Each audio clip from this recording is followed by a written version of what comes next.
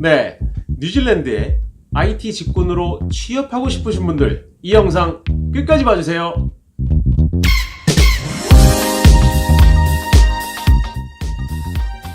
헤드헌터를 활용해라. 자, 헤드헌터를 활용하는 법을 한번 말씀드려 볼게요. 만약에 저는 헤드헌터를 통해서 면접을 굉장히 많이 봤습니다. 여러 헤드헌터를 만났죠. 근데 이제 헤드헌터들도 좀 야가요. 그래서 제가 한번 이제 면접을 보고 헤드헌터를 통해서 면접을 봤는데 피드백이 안 좋다. 그럼 저를 버려버립니다. 다시 연락 안 해요. 그런 헤드헌터들이 많이 있었어요. 네, 많이 있었고, 근데 꼭 그렇지 않고 여러 번 해준 헤드헌터도 있었거든요. 그러니까 그런 사람들 여러 번 해준 애들을 잘 잡아야 돼요. 저는 그렇게 해서 취업이 된 케이스라고 보시면 돼요. 네. 그 친구가 저를 만든 거죠. 저에게 한 10번 이상의 면접을 제공했고, 그 다음에 거기서 취업이 됐으니까. 근데 이제 첫 번째 이제 중요한 것은 헤드헌터한테 연락이 오면 헤드헌터와 전화로 얘기를 대부분 하지만 하고 나면 대부분 만나자고 해요. 이날은 만나서 걔네가 거의 모의 면접같이 저를 봅니다. 뭔 뜻이냐면 모의 면접은 아닌데 결국 똑같아요. 이력서 딱 열어놓고 자 너에 대해서 얘기해봐. 자 백그라운드 얘기해봐. 똑같아요. 네, 좀 얘기하면서 어느 부분에 뭘 썼고 이런 거 쟤네가 다 체크를 합니다. 체크를 해놨다가 얘네가 매칭되는 곳에 저를 이제 소개해주는 거죠. 그래서 헤드헌터를 만나는 것도 굉장히 중요하다. 그 사람하고 이제 신뢰를 좀 갖고 걔한테 좀 잘 보여야 돼. 잘 보여야 되고. 근데 되게 나이스하고 친절한데 굉장히 친절하고 나이스해요. 근데 이 일이 끝나갖고 제가 회사 입사하잖아요. 그 다음부터는 연락 없어요. 네. 그렇더라고요. 진짜 자기가 뭔가 저한테 서류를 받아야 되거나 그럴 때만 연락하지 연락 없고요.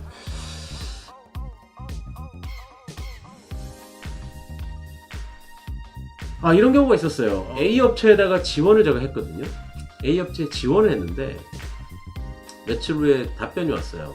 미안하다. 너는 우리 셋에 안 맞기 때문에 이력서에서 통과가 안 됐다라고 메일이 왔어요. 그 업체한테 직접적으로 제가 지원을 했는데, 근데 며칠 후도 아니죠. 한 2, 3일 상간으로 저를 소개해줬던 헤드헌터가 연락이 왔더라고요.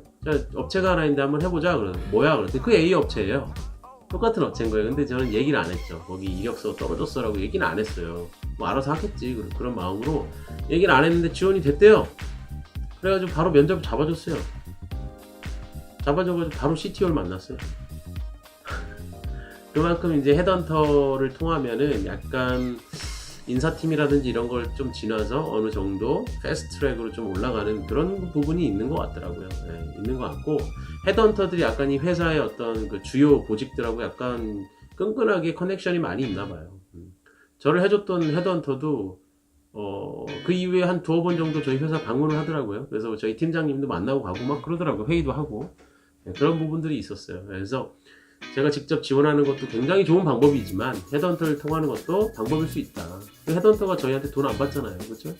헤드헌터들이 저 같은 경우는 뭐 떨어졌을 때 자꾸 떨어지니까 떨어졌을 때 낙심하지 마 이런 메일도 보내주고, 이렇게 자꾸 떨어질 때는 어떤 걸 해야 돼 이런 메일도 보내주고, 전화해갖고 낙심하지 말라고 이런 게 당연한 거라고 얘기도 해주고요. 정말 저에게 힘을 많이 줬죠. 네. 정말 사랑스러운 저의 헤드헌터입니다. 숀 사랑해요. 네, 그 친구 이름이 이 아일랜드에서 온 숀입니다. 숀. 네, 그 다음에 이런 경우가 있었어요. 헤드헌터들 만났을 때 걔네들이 뭐 일부러 한 것도 있겠지만 일부러 저에게 준 것도 있고, 어떤 업체가 원해서 준 것도 있을 텐데, 그 헤드헌터를 통해서 테스트가 옵니다. 온라인 테스트 같은 게 와요. 저 같은 경우는 React, Java, 뭐 JavaScript, MySQL, 뭐 jQuery 뭐 이런 류들을 봤거든요. 시험 봤는데 저는 2가지 케이스를 봤어요. iClew라는 이제 온라인 사이트에서 보내주는 시험을 본 게 있고, 그건 2번 봤어요. 그리고 IKM이라는 걸 봤어요. IKM은 React 테스트였는데 그런 것들을 봤어요. 근데 이제 일반적으로 바로 연결되자마자 헤드헌터들이 그 테스트를 저희에게 주는 경우가 일반적인데, 아까 제가 사랑하는 숀이라는 친구는 처음에는 주지 않았어요. 주지 않고 몇 번을 이렇게 보다가 제가 자꾸 떨어졌잖아요. 그러니까 얘가 이제 제 리액트 쪽으로 계속 지원했는데 떨어지니까 리액트 실력을 검증하고 싶었나 봐요. 그래서 IKM이라고 하는 리액트 테스트를 저한테 보낸 거예요. 갑자기 이거 한번 봐야 된다면서 보내더라고요. 그래가지고 저도 긴장을 했죠. 뭐 리액트를 뭐 개발을 많이 했어도 뭐 테스트라는 게 또 쉽지가 않고, 또 아시잖아요. 모든 문제가 영어로 돼 있고 예문도 영어로 돼 있고 쉽지가 않아요. 시간이 정해져 있고.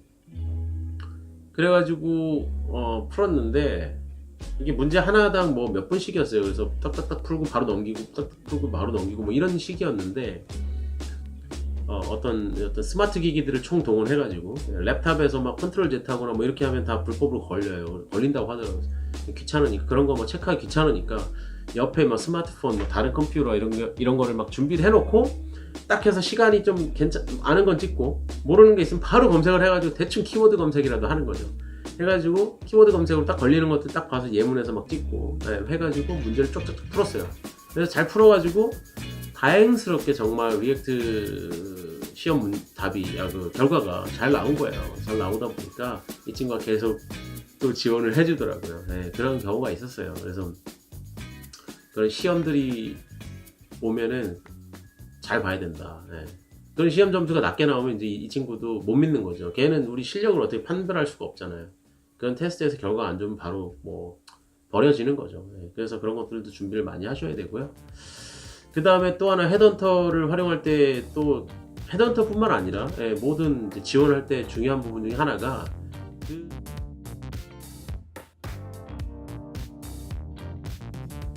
그 직업에 대한 job description이 나와 있습니다. 어떤 사이트를 보던 헤드헌터가 주던 job description이 써 있어요. 그럼 job description을 잘 읽어봐요. 그래서 읽어보면서 얘네가 꼭 요구하는 키워드가 어떤 거냐, 도대체 기술셋이 어떤 거냐, 이런 걸 쭉 보는 거죠. 근데 이게 아시겠지만 100% 저랑 매칭되는 회사는 없어요. 그런 회사 있으면 당연히 가야 되지만 그런 경우가 없잖아요. 뭐 50% 맞으면 잘 맞는 거예요. 그래서 몇 개 맞고 몇 개 안 맞는 건데, 거기서 중요한 것은 제가 자신 있는 기술들이 있다면 문제가 없어요. 뭐 풀어내면 되니까 문제가 없는데, 자신 없는 기술인데 걔네가 원하는 게 있다.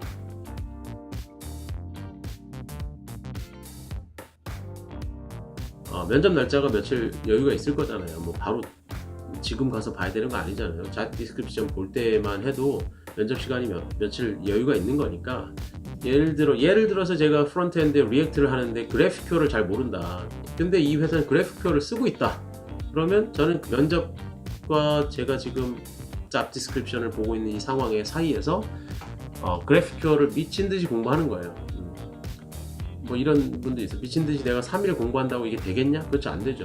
코딩 절대 안 됩니다. 안 되는데 그냥 이런 거 보는 거죠. 이제 새로운 기술이고 뭔가 있다. 그러면 이게 왜 나왔고, 도대체 이 그래픽표의 개념이 뭐고, 뭘 대체하려고 나왔고, 아시는 분들은 아실 거예요. 그 다음에 어떤 부분에 장점이 있고 어떤 부분에 단점이 있다. 도대체 이 기술이 왜 새롭게 나오게 됐는지, 그런 것들을 파악을 하는 거죠. 그래서 저는 한 이틀 정도 시간이 있었던 것 같거든요. 그 시간 동안 웹사이트 혹은 유튜브 이런 데를 쭉 돌면서 한국어로 된 거, 영어로 된 거, 뭐 이런 것들을 쭉 봤어요. 쭉 보면서 완전히 그래픽표에 하루 이틀을 미친 듯이 녹인 거죠. 빠진 거죠. 그래픽표 바다로 쭉 빠져서 그걸 쭉 봤어요. 쭉 봐서 대충 막 계속 얘기를 막 블라블라블라 하는 거죠. 제가 얘기할 수 있을 정도로 막 이제 정리를 좀 했죠. 머릿속에 정리를 좀 하고, 실제로 갔을 때 물어봤어요. 물어봤어요. 제가 그래픽 계열이 제 이력서에 없었거든요. 없었는데 물어보더라고요. 그래서 쭉 풀어줬죠. 제가 공부를 많이 한 것처럼 쭉 풀어줬어요. 촉촉촉촉 풀어주니까 얘네도 그래. 그리고 더 이상 추가 질문을 안 하는 거예요. 제가 그래픽 계열에 대해서 질문이 나왔을 때 이래서 태어났고 이래서 이러고 이렇게 하면서 거의 한 5분 내서 그 정도 얘기를 했거든요. 그랬더니 더 이상 질문을 안 하더라고요. 근데 이제 사실대로 얘기했어요. 실제로 제가 이 기술을 일하면서 실제 써본 적은 없는데 내가 새로운 기술들에 관심이 있기 때문에 공부를 해왔고, 이런저런 이유로서 이게 탄생했기 때문에 굉장히 좋은 것 같다. 그리고 내가 기본적인 어떤 그 코드들은 다 살펴봤다. 뭐 이렇게 얘기를 한 거죠. 얘기해가지고 그들도 뭐 그렇게 그냥 보고 넘어가더라고요. 왜냐하면 이제 그거 외에도 리액트라든지 매칭되는 기술이 있으니까 그 외의 기술이 좀 더 잘 맞으면 더 좋은 거 아닙니까? 그래서 그런 부분에서 좀 제가 드리고 싶은 충고는 잡 디스크립션을 확실히 보고 모자란 부분이 있다면 하루 이틀이라도 미친듯이 공부하고 어느 정도 말할 수 있는 수준까지 만들어서 가면 그래도 조금은 도움이 된다 라는 생각이 드는 겁니다. 네. 그래서 그런 부분들을 좀 활용하시고, 그렇게 됐다면 그 다음번에는 그 내용들을 CV에 좀 넣을 수가 있겠죠. 네. CV에 넣고